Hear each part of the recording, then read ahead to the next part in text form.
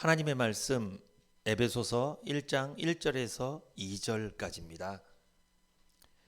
하나님의 뜻으로 말미암아 그리스도 예수의 사도된 바울은 에베소에 있는 성도들과 그리스도 예수 안에 신실한 자들에게 편지하노니 하나님 우리 아버지와 주 예수 그리스도로 조차 은혜와 평강이 너희에게 있을지어다. 아멘. 에베소서 1장 1절부터 2절을 중심으로 바울의 확신이라는 제목으로 은혜를 나누겠습니다. 이 하나님의 사람이 세상 사람들과 차이점이 있습니다. 다 똑같은데 하나님의 사람이라고 밥을 뭐 4끼 먹는 것도 아니고 5끼 먹는 것도 아니고 똑같이 밥 3끼 먹고 똑같이 잠자고 똑같이 돈 벌고 외형적인 모습만 보면은 불신자랑 똑같아요. 하나님 사람들도. 그런데 하나님의 사람이 불신자와 다른 점이 있어요. 두드러진 점이 있어요. 그게 뭘까요? 하나님의 사람들이 세상 사람들과 다른 게 뭘까? 그것은 바로 확신입니다. 확신. 세상 사람들에게 없는 게 뭐예요? 우리가 갖고 있는 거, 확신이에요. 이 확신을 쉽게 이야기하면 뭐랑 똑같냐면 믿음이랑 같은 말이에요. 확신은 같은 말이에요. 믿음, 확신. 세상 사람들은 하나님에 대한 믿음이 없죠. 하나님에 대한 확신이 없는 거예요. 그런데 우리들은 하나님에 대한 확신이 있죠. 믿음이 있습니다. 그게 다른 점이에요. 지금 에베소서잖아요. 우리가 오늘 읽은 본문. 지금 바울이 어디에 있냐면 로마에 있는 어느 감옥에 갇혀 있어요. 지금 이 에베소서는 감옥에서 쓴 편지예요. 장소가 감옥입니다. 근데 바울이 옥중에서 성도들에게 편지를 써서 보내는데 이 바울의 편지를 쭉 읽어보면 확신에 가득 차 있습니다. 감옥에서 썼을 거라고는 생각하지 못할 정도로 확신에 가득 차 있어요. 사실 감옥에 있으면 아무것도 못하는 거잖아요. 할 수가 없어요. 다 묶여 있는데. 우리로 적용해 볼까요? 우리도 인생을 살면서 감옥에 갇힐 때가 있어요. 어떤 감옥? 대표적으로 사람이라는 감옥에 갇힐 수가 있어요. 사람. 그 사람과의 관계 속에서 갇혀버리는 거죠. 내가 저 사람 없으면 안 될 것 같고, 그런데 그러던 그 사람이 저 사람 때문에 뭐가 또 안 되는 것 같고, 이 관계 참 피곤하죠. 이 관계라는 감옥. 그리고 또 어떤 감옥이 있어요? 우리가 좋아하는 물질, 돈. 이 돈에 한번 매이면 또 이게 쉽지 않습니다. 이 감옥. 또 어떤 감옥이 있어요? 질병. 집에 만약에 누구 한 명 아프잖아요. 그 집의 일상생활이 종료가 됩니다. 그 사람 케어하느냐고 다 종료가 되는 거예요. 이 질병의 감옥. 우리가 살면서 그런 감옥에 갇히게 됐는데 확신 있게 살 수 있을까요? 좀 쉽지 않겠죠. 지금 바울이 그런 상황이에요. 감옥에서 아무것도 못하는데 꽁꽁 묶여갖고 감시하는 간수들도 있고 아무것도 못하는데, 여기서 오히려 바울은 마치 모든 것을 할 수 있는 사람처럼 이야기하고 있는 거예요. 지금 무슨 객기 부리는 건가요? 지금 허세 부리는 겁니까? 이게 뭐도 없는데 괜히 있는 척하는 거예요? 그게 아닙니다. 그랬다면 하나님께서 성경을 기록하지 않았겠죠. 여기 성경에다 왜 에베소서를 기록하셨겠어요? 바울은 진짜 확신이 있었습니다. 바울이 이 에베소서를 왜 썼을까요? 오늘날 코로나로 묶이고 경제 문제로 묶이고 사람 관계로 묶이고 질병으로 묶이고 이 감옥 같은 인생을 사는 우리들에게 그런 성도들이 있다면 확신을 갖고 살게 하기 위해서 이 편지를 쓴 거예요. 단지 당시에 에베소 교회 교인들한테만 쓴 편지가 아니라, 물론 그들이 1차 수신자지만 2차로 수신자는 누구다? 바로 오늘날 살아가는 우리들이라는 거죠. 만약에 감옥에 갇혀 있으면 오늘 풀려나시기를 축복합니다. 이게 무슨 뜻이에요? 확신을 가지시라는 거예요. 확신을 갖고 있으면 감옥에 있었어도 자유롭게 살 수 있어요. 감옥에 있어도 뭐가 일이 좀 안 풀려도 확신이 있으면 행복하게 살 수 있어요. 근데 우리는 확신을 가질 생각은 안 하고 잘 풀리기만을 기도해. 인생이 계속 잘 풀리는 거 아닙니다. 안 풀릴 때가 더 많은 것 같아요. 사실 인생에 보면 안 풀릴 때가 더 많은 것 같은 인생을 행복하게 살려면 뭐가 있어야 된다? 확신이 있어야 된다. 그런데 이 에베소서는 회람서신이에요. 회람서신이 뭐냐면 돌려서 보라는 거예요. 당시에 에베소에 바울이 세운 교회가 한두 군데가 있었던 게 아니에요. 많이 있었어요. 그곳에서 돌려보라는 거예요. 그래서 오늘날 우리까지 돌려보게 됐죠. 우리까지 보고 있잖아요. 이게 얼마나 은혜예요. 당시만 돌려본 게 아니라 우리까지 전해져 내려온 거잖아요. 하나님 은혜입니다.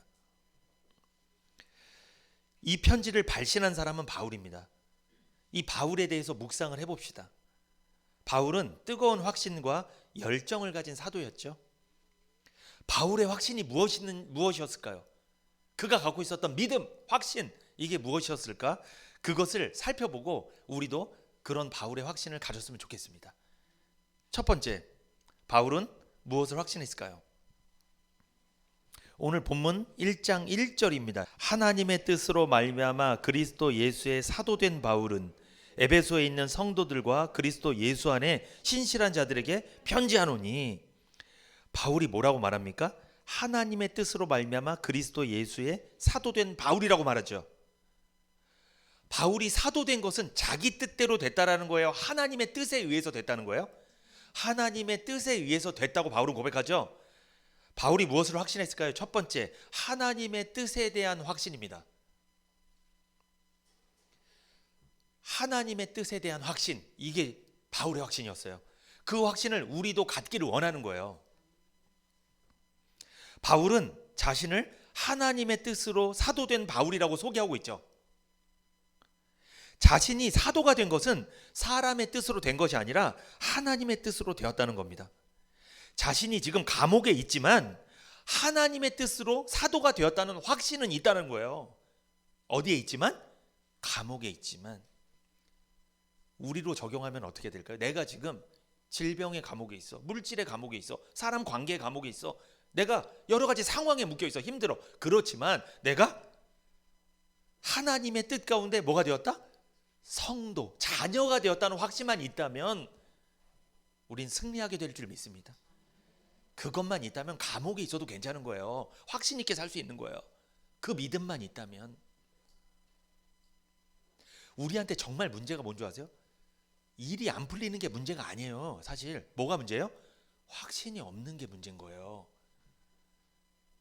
확신만 있으면 다 풀리는데, 인생이 행복한데, 이겨낼 수 있는데, 그게 없으니까 맨날 힘든 거예요, 이게. 근데 사람들은 믿음을 가지려고 하지 않습니다. 확신에 대해서 관심이 없어요. 뭐에 관심이 있어요? 뭐가 됐냐 안 됐냐, 이것만 관심이 있어요. 풀렸냐 안 풀렸냐, 이것만. 감옥에 있는데도 확신 있게 살았던 바울도 있는 반면, 밖에서 감옥이 아니고 정말 자유로운 인생을 사는데도 묶여있는 사람이 있을 수 있어요. 항상 뭐가 묶여있어, 마음이. 세상에서 그냥 행복하게 사는데 돈도 많고 모두 건강하고 잘 되는 것 같은데 항상 마음이 뭐가 묶여있어요. 이게 믿음이 없어서 그래요. 이거 확신이 없는 거예요. 이 사람은 행복하지 않습니다. 그러면 지금 바울은 하나님의 뜻에 따라 자기가 사도되었다고 말했죠. 이것은 자신이 누구냐에 대한 확신이에요. 자기 존재에 대한 확신을 말하는 거예요. 그러니까 바울은 하나님의 뜻으로 임명된 사도라는 분명한 확신이 있어요. 자기가 좋아서 한 게 아니라는 거예요. 하나님이 시켰다는 거예요. 우리도 내가 좋아서 성도가 된 게 아니에요. 하나님이 일방적으로 은혜를 베풀었으니까 성도가 된 거예요. 구원받은 거예요. 바울은 하나님 뜻 가운데 사도가 되었고, 우리들은 하나님 뜻 가운데 성도가 된 줄 믿습니다. 이런 확신이 있어야 돼요. 바울은 지금 비록 복음을 전하다가 핍박받아서 로마에 있는 감옥에 갇혀 있지만 흔들리지 않고 성도들에게 편지를 쓸 수 있었던 이유는 그가 하나님의 뜻 가운데 사도가 되었다는 확신 때문에 흔들리지 않았던 거예요. 사도가 무슨 뜻일까요? 사도. 이 사도란 뜻은 보내심을 받은 자란 뜻이에요. 사도는 예수님이 이 세상에 오셨을 때 30년 동안 활동하셨을 때 동행했던 제자들이 사도가 된 거예요. 그리고 부활의 증인들, 예수님의 부활을 목격한 사람들, 그 사람들이 사도가 되었습니다. 그리고 예수님께서 직접 부르시고 사도로 위임한 사람들이 사도가 된 거예요. 그러니까 오늘날 속으시면 안 돼요. 자기가 막 사도라고 이야기하는 사람들 있죠. 그 사람들은 사도가 아닙니다. 왜? 예수님이 직접 부활한 거 그 사람들 봤어요? 안 봤어요? 안 봤어요. 본 적도 없어요. 그리고 예수님이 그들을 사도라고 임명한 적도 없어요. 성경에 나와 있지도 않는데 자기들이 사도가 되었대. 그럼 한마디로 그들은 하나님의 뜻 가운데 사도가 된 거예요? 자기 뜻으로 된 거예요? 자기 뜻으로 사도가 된 거예요. 그 사람들은. 속으시면 안 됩니다. 그래서 그런 사람들 많아요. 요즘에 자기가 사도니까 자기가 말한 게 계시라는 거예요. 그게 말 들어야 된다는 거야. 막 이렇게. 속으시면 안 됩니다. 이 세상에 사도는 없습니다. 예수님 제자들이 다 세상을 떠났기 때문에 사도는 남아있지 않아요. 사도와 같은 역할을 하는 사람은 있죠. 복음을 전하면 사도와 같은 역할을 할 수 있다, 이렇게 이야기할 수는 있는데 사도는 없습니다. 누가 자기 사도라고 그러면은 큰일 나는 거예요. 그거는 잘못된 겁니다. 사도들은 예수님께 부름받았죠. 예수님이 부르신 사람들이에요. 그렇기 때문에 예수님이 사도들을 불렀어. 복음으로 불렀습니다. 그들이 구원받았어. 다시 세상으로 보내신 거예요. 그러니까 사도는 보내심을 받은 자라는 뜻이죠. 세상으로 보내줬다는 거예요. 세상으로 왜 보내줬죠? 복음을 전하라고, 영혼을 살리라고. 그게 사도입니다. 그래서 당시에 사도의 권위를 부인하면요, 예수님의 권위를 부인하는 거랑 똑같은 거예요. 그러니까 만약에 왕이 어떤 사신을 누구한테 딱 보냈어. 그래서 어명을 전했어요. 그런데 그 사신을 거부하면 누구 거부하는 거예요? 보내신 분을 거부하는 거랑 똑같은 개념이에요. 그러니까 예수님이 이 세상에 있었을 때, 계셨을 때 예수님 제자들을 복음을 전하러 보냈는데 그 제자들이 전한 복음을 받아들이지 않거나 그들을 받아들이지 않으면 누구를 받아들이지 않는 거예요? 예수님을 받아들이지 않는 거랑 똑같다는 거예요. 그렇게 권위가 있었다는 거예요, 사도들이. 그런데 예수님의 제자들이 12명이었는데 그 중에 한 명이 탈락하죠. 한 명 누구? 가롯 유다. 이 가롯 유다가 탈락합니다. 그래서 11명이 되었잖아요. 그런데 초대교회 때 마띠아라는 사람을 뽑아서 한 명 사도를 채웠어요. 12명으로. 그러니까 사도가 12명이 되었는데, 그런데 왜 바울은 사도가 되었냐? 바울은 13번째 사도입니다. 그런데 바울은 예수님께서 직접 바울을 사도로 임명했어요. 바울이 다메섹 거리를 걸어갈 때, 예수 믿는 사람들을 잡아 죽이려고 걸어갈 때 예수님 직접 나타나죠. 사울아 사울아 네가 나를 왜 이렇게 핍박하냐 하면서, 그때 이 바울이 눈이 멀고 그때 아나니아라는 목사님을 만나서 그가 구원을 받잖아요. 그때 그가 사명을 받잖아요. 그때 예수님 만나는 거예요, 그가. 그래서 그는 사도로 부르심을 받았어요. 예수님께 직접 사도로 부르심을 받은 사람입니다.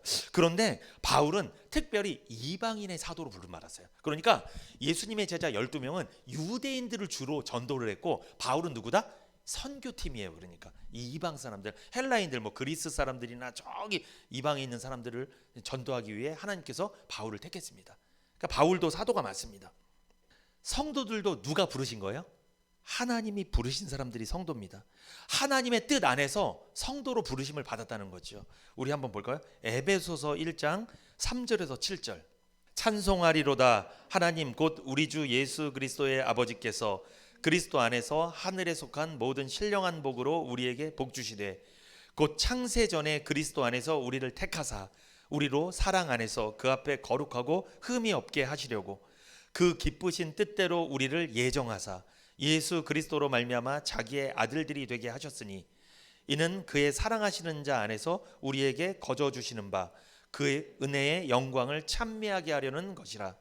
우리가 그리스도 안에서 그의 은혜의 풍성함을 따라 그의 피로 말미암아 구속 곧 죄사함을 받았으니 아멘.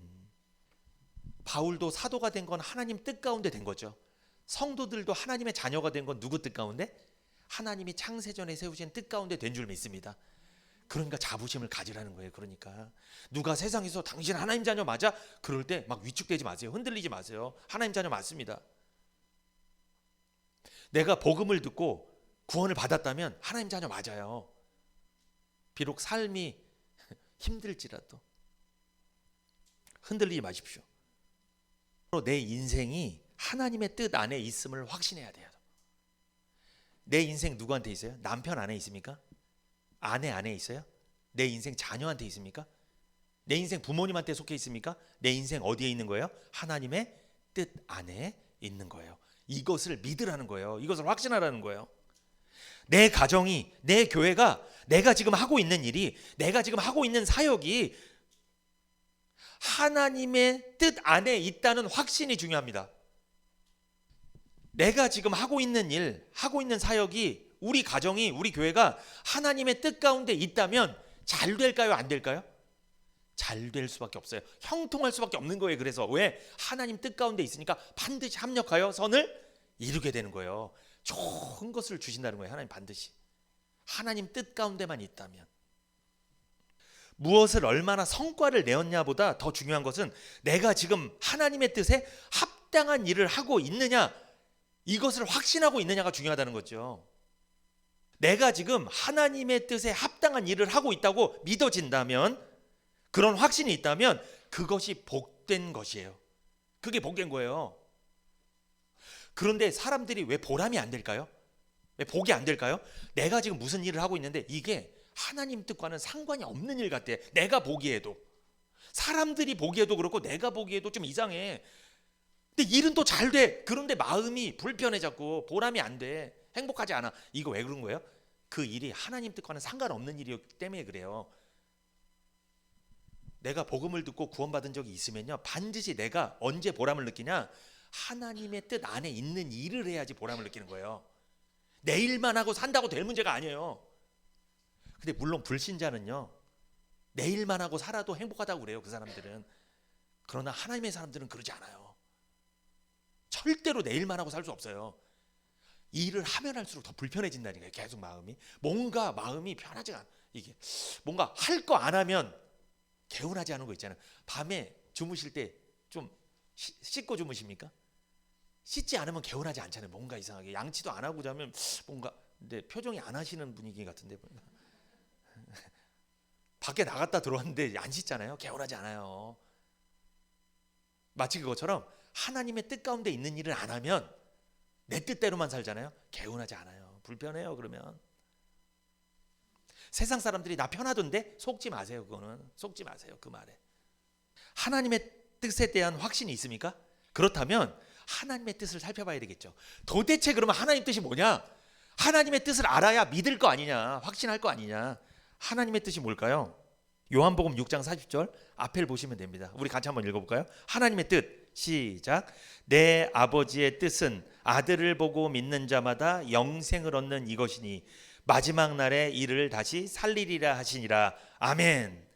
하나님의 뜻은 뭐예요? 내 아버지의 뜻이잖아요. 지금 요한복음 6장 40절은 예수님께서 직접 하신 말씀이에요. 예수님께서 내 아버지라고 말씀하셨으면 누구를 말하는 거예요? 하나님이잖아요. 하나님의 뜻, 내 아버지의 뜻은 아들을 보고 믿는 사람들은 모두 다 영생을 얻게 하고 마지막 날에 내가 그들을 살리는 일, 이것이 내 아버지의 뜻이다. 그러니까 쉽게 이야기하면 복음을 전해서 영혼을 구원받도록 하는 일, 그리고 그 구원받은 영혼이 이 세상에 살다가 마지막 날에 예수님 다시 오시면 그 영혼을 주님이 데려가시는 일, 천국으로 데려가서 영원히 주님이 신랑 되시고 우리 신부 돼서 영원히 함께 영생복락 누리는 일, 그 일이 누구 뜻이다? 하나님의 뜻이다. 이게 하나님 뜻이에요. 하나님의 뜻이 단순히 교회 잘 다니다 이건 줄 알았죠. 헌신 열심히 해라 그런 줄 알았죠. 하나님의 뜻이 뭐예요? 구원받는 거예요. 영생 얻는 거예요. 예수님 다시 재림하셨을 때 천국에 가는 거 확신하는 거예요. 그게 하나님 뜻이에요. 누가 행복한 성도입니까? 하나님의 뜻에 대한 확신을 가지는 성도가 행복한 성도죠. 그러니까 이게 행복한 거예요. 뭐냐면 내가 딱 복음을 듣고 나 먼저 구원받았어. 그런데 내가 사랑하는 가족들을 위해서 가족들을 구원시키려고, 내가 옛날이랑 달라졌어. 옛날에는 가족들한테 잔소리도 하고 막 이랬는데 이제는 잘해줘. 왜 잘해주는 거예요?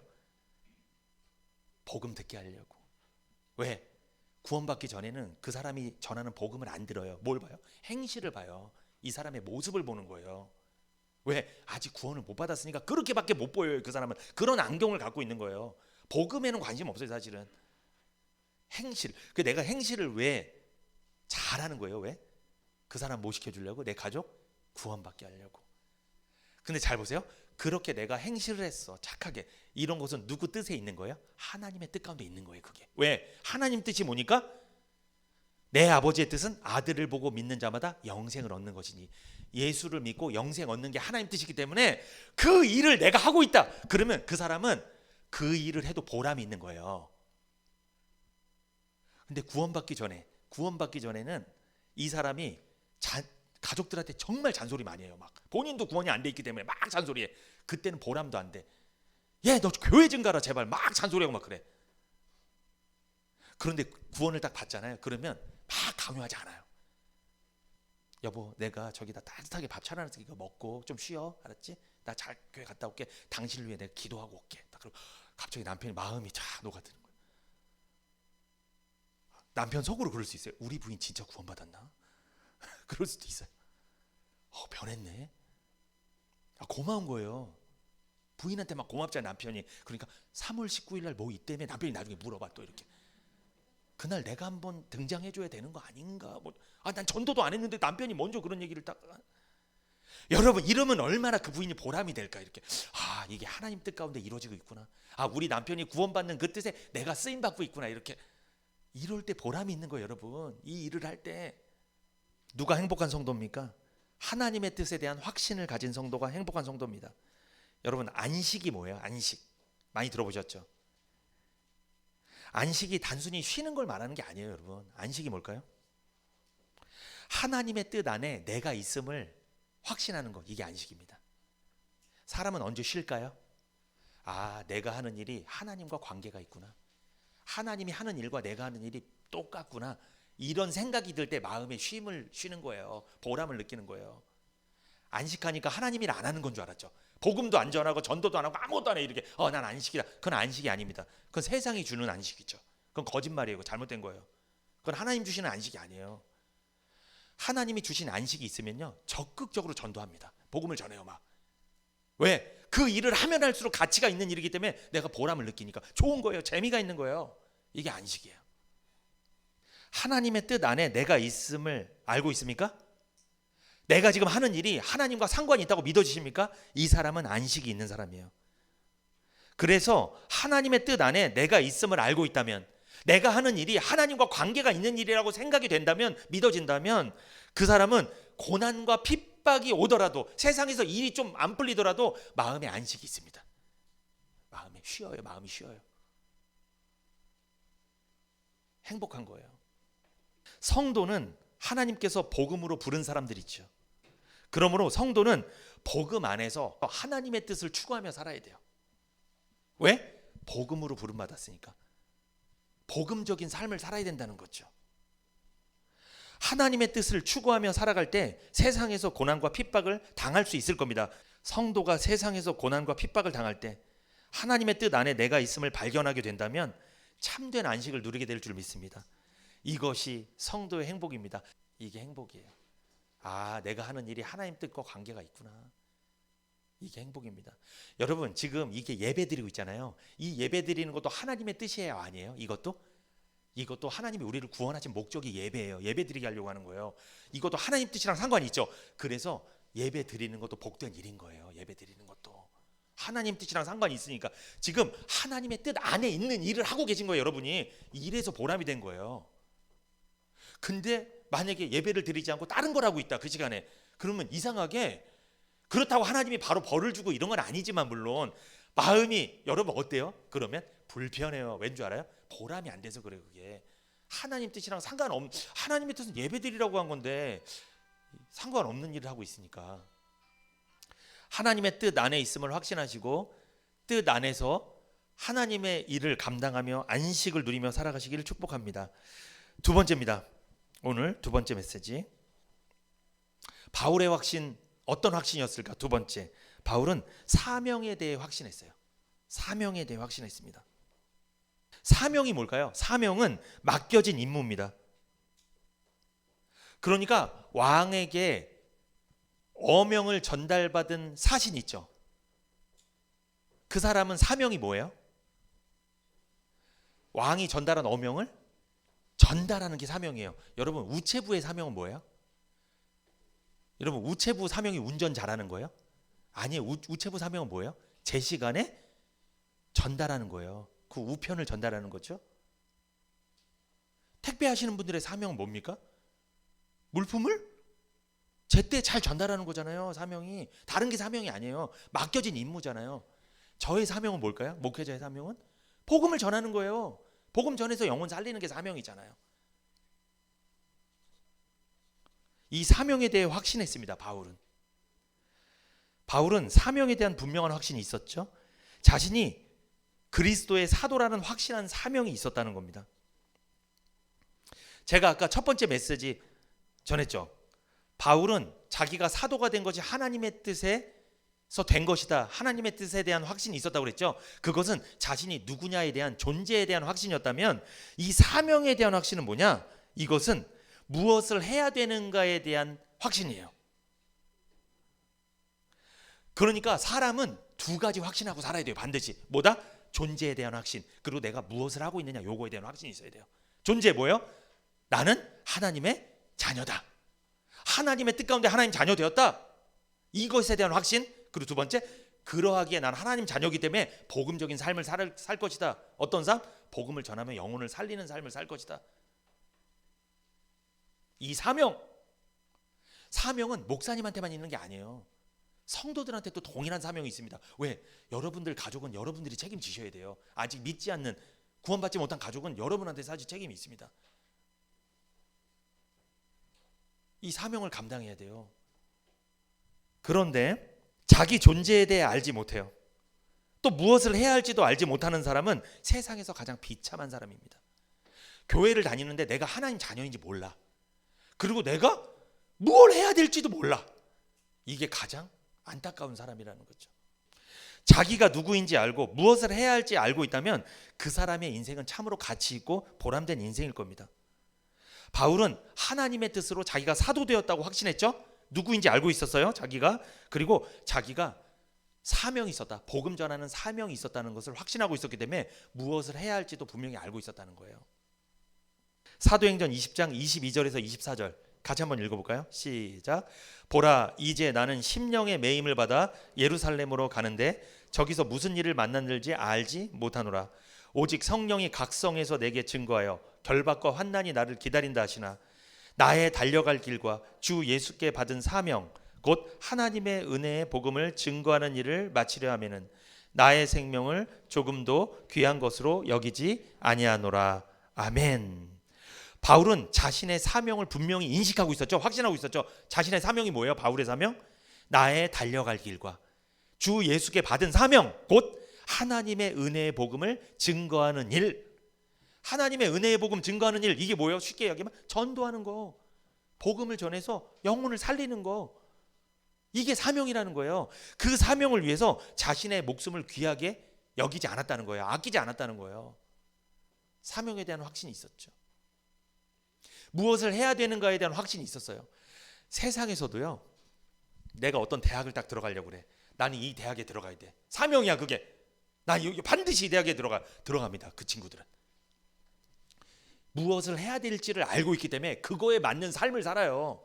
놀고 싶어도 줄이고, 핸드폰 하고 싶어도 줄이고. 왜? 그 대학을 가려면 줄여야 되거든요. 공부를 해야 되거든요. 그런데 왜 공부를 안 할까요? 왜 막 살까요? 뭐가 없어서 그래요? 무엇을 해야 될지를 몰라서 막 사는 거예요. 공부를 안 하는 거예요. 그래서 될 대로 되라는 거죠. 사명이 없는 거예요. 성도들도 사명이 없잖아요. 내 옆에 가족이 죽어가고 있는데 이대로 살다가 떠나면 지옥 가버리는데 사명이 없으면, 확신이 없으면 그냥 놔두는 거예요. 방치하는 거예요. 그냥. 얼마나 불쌍해요. 그렇게 방치해 놓으면. 우린 이기적이 돼서는 안 됩니다. 주님이 만약에 이기적이었다면 우리 구원 받을 수 있었을까요? 못 받았을까요? 주님이 이타적이셨기 때문에 우리가 구원받은 거예요. 그런데 이타적인 사랑을 받았는데 우리가 오히려 이기적으로 살고 있지는 않는지, 나만 복음 듣고 살고 있는 건 아닌가 돌아봐야 됩니다. 하나님의 은혜의 복음을 증거하는 일을 위해서라면 자신의 목숨도 귀한 것으로 여기지 않을 만큼 바울은 주님께 받은 사명을 목숨보다 귀하게 여겼습니다. 여러분, 목숨보다 귀한 거 있어요, 없어요? 제가 물어봤어요, 학생들한테. 왜 대학을 가려고 그러니? 뭐 별 이야기를 다 얘기해. 여러분, 왜 대학 가려고 그럴까요? 그게 왜 그러냐면 취직하려고. 그 왜 취직하려고 그래? 왜 취직하려고 그래요? 결혼하려고. 왜 결혼하려고 그래? 자식도 낳고 이제 행복하게 살으려고. 그런데 우리가 대학을 가려고 하고 취직하려고 하고 결혼하려고 하는 거 이거 다 양파 까듯이 딱 까잖아요. 그 안에 뭐가 나오는 줄 알아요? 그게 죽지 않으려고 하는 거예요. 먹고 살으려고. 그거예요. 먹고 살으려고 대학 가는 거고, 먹고 살려고 직장 다니는 거고, 사업하는 거고, 먹고 살으려고 배우자 만난 거예요. 사실은 나 혼자 살면 힘드니까. 다 그거예요. 거창하게 뭔가 얘기를 하는데 결국은 그거야. 마지막에 까보면 그거야. 그러니까 먹고 살기 위해서, 한마디로 죽기 싫어서요. 죽기 싫으니까. 그겁니다. 그게 사명이에요. 그러니까 불신자 사명은 뭐예요? 내가 죽기 싫은 거예요. 오래 살았으면 좋겠는 거예요. 다예요. 다 목적이 나라니까요. 다 별걸 다 이야기해요. 내가 너를 위해서, 뭐 자녀를 위해서, 부모님을 위해서, 별거, 당신을 위해서 별거 다 얘기합니다. 결국은 자기라니까요. 인간은요 결국 자기를 보게 돼 있어요. 자기예요. 자기 좋아서 하는 거예요. 저는 누구 뭐 대단한 말 하는 사람들 가만히 들어봅니다. 결국은 왜 하는 거예요? 그거? 국민을 위해서 제가 아니야. 자기를 위해서 하는 거예요. 자기를 위해서. 그런데 신기하게 하나님은 자기를 위해서 안 하셨어. 목숨을 내어놓으셨어. 그 아들의 목숨을 자기를 위해 내놓은 게 아니에요. 택자들을 위해서, 사랑하는 사람들, 죄인들을 위해서 내놓으셨어. 그런데 사람들은 그러지 않아요. 사람들은 다 자기를 위한 겁니다. 다 자기를 위한 거. 그래서 세상에 많은 사람들의 사명이 뭐예요? 내가 잘 먹고 잘 사는 거예요. 그래서 취직하려고 하는 거고, 그래서 좋은 대학 가려고 그러는 거고, 그래서 결혼 잘 하려고 하는 거예요. 다 그거예요. 근데 바울은 그게 아니었어요. 세상 사람들은 목숨을 어디다 드리려고요? 자기가 잘 먹고 사는 일에 목숨을 거는 거예요. 그 사람들은. 근데 바울은 은혜의 복음을 증거하는 일에 목숨을 걸었습니다. 달라요. 달라. 그런데 바울은 지금 누가 그렇게 됐으면 좋겠다는 거예요? 에베소에 있는 교회 성도들이 그랬으면 좋겠고, 또 오늘 누구? 오늘날 우리 시흥은혜교회 성도님들이 그랬으면 좋겠고. 하나님의 은혜로 구원받았는데 내 목숨 하나 부지하려고 먹고 살기 위해서 살아간다면 얼마나 그거 참 수준 낮은 거예요. 사실 비참한 거잖아요. 은혜로 구원받았는데 그 은혜를 증거하는 일을 위해서 살아야지. 가만히 생각해보면 좀,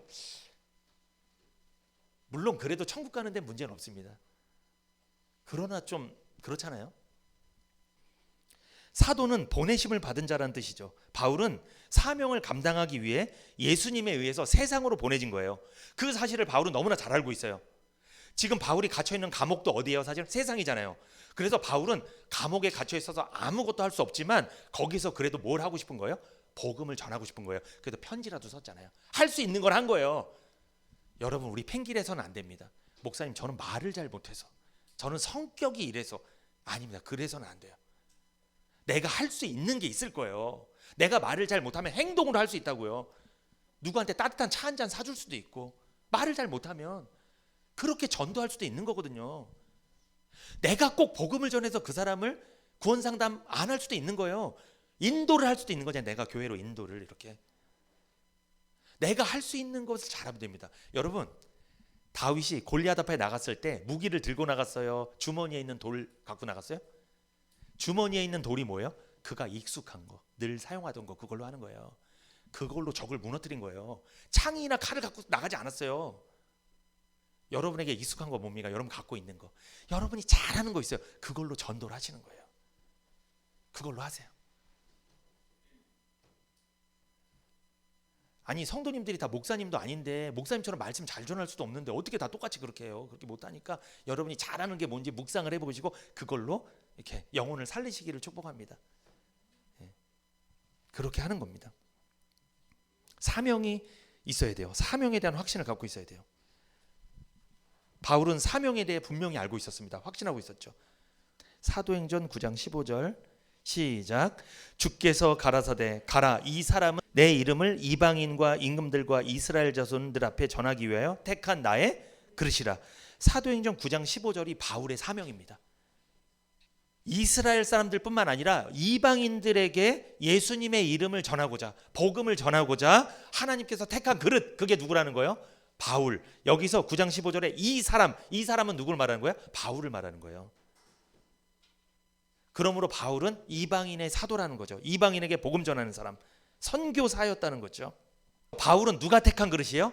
하나님께서 택한 그릇이에요. 예수님께서 택한 그릇이잖아요. 그러면 예수님이 택한 그릇이기 때문에 예수님께서 사용하신다는 거예요. 예를 들어서 여러분, 밥그릇은 언제 쓰는 거예요? 밥 풀 때. 국그릇은 국 풀 때. 사용 목적 있잖아요. 그것처럼 바울의 사용 목적은 뭐예요? 바울이란 그릇의 사용 목적은 이방인을 담겠다, 그 그릇에다.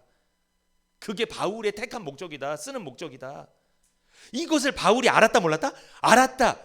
알았으니까 그가 달려간 거예요. 나의 달려갈 길과. 바울은 걷는다고 표현하지 않았어요. 아까 볼까요?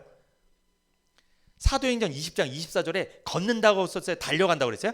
나의 달려갈 길과. 바울은 급했어요. 항상 달려갔습니다. 성격 급해요. 막 달렸어요. 왜 달렸을까요? 봤어요. 봤어. 자기가 뭘 해야 될지 봤어요. 달린 거예요. 그래서 그러면 자기가 뭘 해야 될지 못 본 사람은 달리지 않아요. 누워 있어요. 그런 사람은 일 안 해. 왜 일을 안 할까? 이 사람이 세상에서든 교회에서든 왜 일을 안 할까? 못 봐서 그래요. 그거를 자기가 목표가 없어서 그래요. 그걸 딱 보면 달려갈 텐데 그게 안 보이면 안 달려가요. 그러니까 달리는 게 문제가 아니고 목표를 먼저 보는 게 중요하다니까요. 사명에 대한 확신, 믿음. 아, 하나님께서 나보고 이 일을 하라고 하는구나. 내가 이 일을 해야 되겠구나. 그래야 내가 보람되겠구나. 이걸 알으면 달리지 말라고 해도 달리고 공부하지 말라고 해도 공부해. 그 사람은 한다고요. 공부를. 그 학생들은 왜 공부를 안 할까요? 아이들이 목표가 없어서 그래요. 왜 하는지 몰라서 그렇다니까요. 그런데도 억지로 하죠. 왜? 혼나니까. 대학은 가야 되니까. 목표가 있어야 됩니다. 바울은 알았습니다. 자기를 이방인을 담는 그릇으로 하나님 택하셨다는 걸 그는 알고 있었어요. 세상에 있던 나를 주님께서 복음으로 부르셨죠. 그리고 구원하셨죠. 그리고 다시 세상에 보내신 거예요. 나를 세상에 보내신 분이 나에게 무엇을 하길 원하시는지를 알고 있어야 됩니다. 확신하고 있어야 돼요. 그걸 모르니까 세상에서 막 사는 거예요. 구원을 받았는데도. 그렇기 때문에 이렇게 말씀을 전해드리는 거예요. 다시 확신을 상기시켜드리는 거예요. 아, 난 뭐라고 살아야 되겠구나. 누가 성도예요? 복음으로 부른 사람이 성도죠. 그리고 세상으로 복음 전하러 보낸 사람이 성도예요. 그러니까 성도는 모이기도 잘해야 되고 흩어지기도 잘해야 돼요. 모이는 건 왜? 예배 드리려고. 흩어지는 건 전도하려고. 예배와 전도가 다입니다. 성도는. 그게 성도의 삶이에요. 거기다가 플러스 세상에서 일도 해야죠. 당연히. 성도님들 사실은 삶이 만만치 않아요. 세 가지를 다 해야 돼요. 예배, 전도, 세상에서의 내 삶. 돈을 벌어야 되잖아요. 이 성도님들이 만만치 않습니다. 삶이. 여러분, 그런데 그렇게 여러 가지 일을 하는 것 같은데 행복해요. 진짜 구원받으면 보람이 있어요. 제가 말씀드렸잖아요. 보람이 있다고. 사람은요, 내가 누군지 알고 무엇을 해야 될지 알 때 가장 보람이 있다니까요. 그 보람을 누리시기를 축복합니다. 사명이 뭡니까? 사명은 하나님의 은혜의 복음을 전파하는 거죠. 여러분, 바울의 사명과 우리의 사명이 똑같아야 달라요? 똑같습니다. 다르면 큰일 나는 거예요. 바울과 저와 목사님과 여러분의 사명은 똑같습니다. 제가 뭐 대단한 일을 하는 거 아니에요. 여러분 똑같아요. 여러분이랑 전도하고 복음 전하고 그 일 하는 겁니다. 똑같아요. 다르지 않습니다. 여러분도 충분히 할 수 있어요. 어떻습니까? 주님께 받은 사명에 대해 확신하고 있습니까? 그 사명을 감당하며 살고 있습니까? 성도는 사명에 대한 사명감이 있어야 됩니다. 사명감이 뭐예요? 책임감이에요. 책임을 질 줄 알아야 돼요. 그러니까 내가 사명이기 때문에 내가 그걸 못하고 있으면 마음속에 좀 이게 있어야 돼요. 송구한 마음이 사실 있어야 돼요. 누구한테? 하나님께. 왜? 해야 될 일을 못한다면 그 마음이 되게 미안하거든요. 사실은 그런 마음이 있어야 됩니다. 근데 요즘 어때요? 뻔순이 뻔돌이가 됐나요? 에이, 누군가 하겠지. 전도 뭐 내가 안 해도 뭐 알아서 하겠지. 뭐 이런 생각이 있습니까? 사명이 확실한 성도가 더 쓰임 받게 됩니다.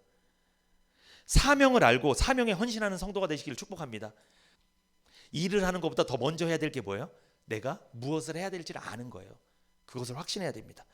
마지막입니다. 세 번째, 바울의 확신은 무슨 확신이었을까? 세 번째, 은혜에 대한 확신입니다. 은혜에 대한 확신. 고린도전서 15장 9절에서 10절 시작. 나는 사도 중에 지극히 작은 자라. 내가 하나님의 교회를 핍박하였으므로 사도라 칭함을 받기에 감당치 못할 자로라. 그러나 나의 나된 것은 하나님의 은혜로 된 것이니 내게 주신 그의 은혜가 헛되지 아니하여 내가 모든 사도보다 더 많이 수고하였으나 내가 아니요 오직 나와 함께 하신 하나님의 은혜로라. 아멘. 바울은 원래 교회를 핍박한 괴수였죠. 나쁜 사람이었잖아요. 악한 사람이었잖아요. 그런데 그런 괴수가 구원받고 사도가 되어 선교하며 복음을 전해서 많은 교회를 세우고 많은 영혼을 살렸습니다. 그 수고를 할 수 있었던 이유가 바로 누구 때문이라고 이야기해요? 바울은 하나님의 은혜 때문이었다. 그러니까 바울은 은혜에 대한 확신이 있었어요. 내가 이렇게 수고할 수 있었던 것은 누구 때문이다? 하나님의 은혜 때문이다. 내가 수고할 수 있었던 건 내가 교회를 더 오래 다녔기 때문이다. 내가 수고할 수 있었던 것은 내가 재산이 좀 많았기 때문이다. 내가 수고할 수 있었던 건 내 건강이기 때문이다 라고 이야기하지 않았어요. 바울은 뭐라고 이야기하죠? 내가 다른 많은 사람보다 더 많이 교회를 세우고 복음을 많이 전해서 영혼을 많이 살린 것은 누가 하신 거다? 하나님이 하신 거다. 하나님의 은혜 때문이다. 바울은 자기를 자랑하지 않았어요. 원래 자기 자랑이 심한 사람이었거든요. 나는 8일 만에 할례를 받고 베냐민 집하고 나는 가말리엘의 제자고 난 바리새인 중에 바리새인이고 별 자랑이 많았던 사람이 이 사람이. 그런데 구원받고 나니까 자기 자랑이 사라졌어요. 다 하나님의 은혜였다. 겸손했죠. 바울이 이런 고백을 한 거예요. 잘 들어보세요. 나는 모든 사도 중에서 가장 보잘것없는 자입니다. 나는 하나님의 교회를 핍박했던 인물이니 사도라고 불릴 자격도 사실 없습니다. 그나마 오늘의 내가 있게 된 것은 오로지 하나님께서 자비와 은총을 베풀어 주신 덕분입니다. 나는 이 자비와 은혜가 헛되지 않도록 다른 사도들보다 더 열심히 일했습니다. 바울이 다른 사도들보다 왜 더 열심히 일했어요? 사람들이 착각하는 게 바울이 13번째 사도잖아요. 다른 12명은 예수님이 살아계셨을 때 함께 동행했던 사람들이에요. 자부심이 대단하겠죠. 근데 바울은 예수님을 음성으로 만들었던 사람이에요. 직접 보지 못했어요. 부활의 주님도 만난 적이 없어요. 다른 제자들은 직접 예수님 만났는데 막 손에 못자국 나고 옆구리에 창자국 난 걸 다 만졌는데 바울은 그런 경험이 없는 사람이에요. 그래서 사도들에게도 바울은 좀 약간 저 사람 가짜 아니야? 저 사람 옛날에 율법주의자였는데 지금 살짝 우리 속이고 추수꾼 아니야? 살짝 속이고 들어와서 지금 구원받은 척하고 있는 거 아니야? 이렇게 의심할 수 있었겠죠. 바울이 그런 의심을 받았어요, 사실은. 그런데 바울이 그런 의심을 받으니까 그래? 니들이 나를 그렇게 보내? 내가 더 열심히 하겠다. 그래서 열심히 한 거예요? 그게 아닙니다. 바울은 비교의식을 갖지 않았어요. 인정하잖아요. 나는 사도 중에 지극히 9절에 보면 뭐라고 그래요? 작은 자라. 이게 무슨 뜻이에요? 여러분이 보기에도 나는 가짜 사도라고 불릴 것 같기도 합니다. 왜? 나는 사실 예수님을 직접 만난 적도 없고 예수님이 동행하실 때 함께 걸어간 적도 없고 같이 식사를 한 적도 없고 여러분은 그렇게 하신 분들이지만 나는 그런 사람이 아닙니다. 여러분이 생각하기에 내가 부족해 보일 수도 있습니다. 맞습니다. 그거 나 사실 인정합니다. 그리고 나는 옛날에 하나님이 세우신 교회들을 핍박했던 사람입니다. 당신들을 괴롭혔던 사람 맞습니다. 나 이단에 있었던 사람 맞아요. 나는 사도라고 칭함을 받기에 합당치 않은 사람 그렇게 볼 수도 있습니다. 저 그거 이해합니다. 그러나 나의 나 된 것은 내가 사도가 된 것은 지금 여러분보다 더 많은 일을 할 수 있었던 것은 내가 여러분에게 지지 않으려고 내가 여러분보다 성과를 더 내서 여러분 누르려고 그렇게 내가 열심히 한 게 아니고 10절에 뭐라고 해요? 그래요? 내게 주신 그의 은혜가 헛되지 않게 하기 위해서. 하나님이 나를 은혜로 구원하셨는데 그 은혜를 헛되지 하지 않게 하기 위해서 나는 더 열심히 했던 겁니다. 당신들 비교의식 없습니다. 저는 내가 당신들보다 더 많이 수고했던 이유는 하나님의 은혜 때문이었습니다. 여러분 그러니까 잘 보세요.